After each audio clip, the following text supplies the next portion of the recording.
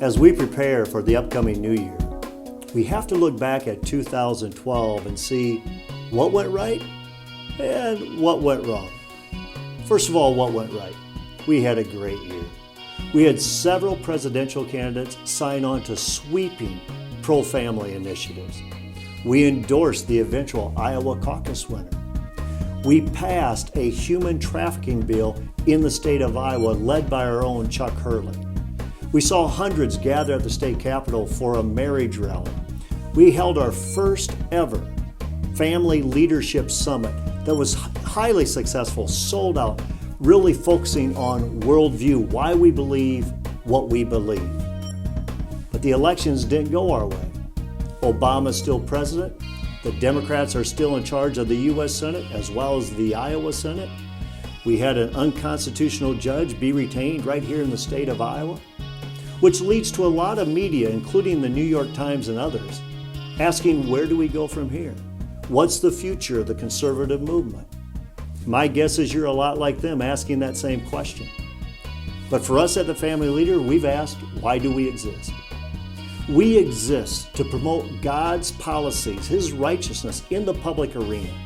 So if it's good, we promote it. If it's bad and against His heart, we do everything we can to extinguish it. And we also try to get the right candidates elected so that we can move pro-family legislation in the civic arena.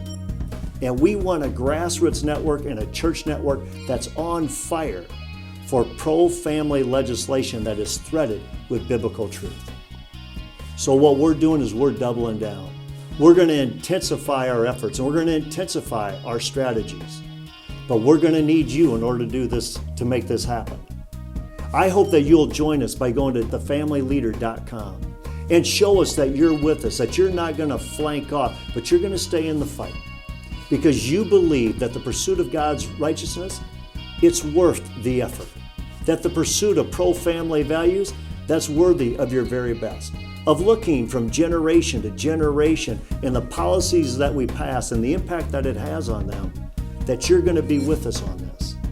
The best way to do that is by cutting a check to the Family Leader.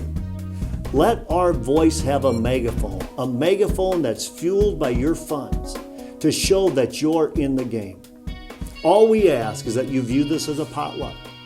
Everybody bring their best. If everybody brings their best to the family table, pro-family legislation has a chance, and the next generation will have found us faithful. I hope and I pray that you and your family embrace the blessings of 2013.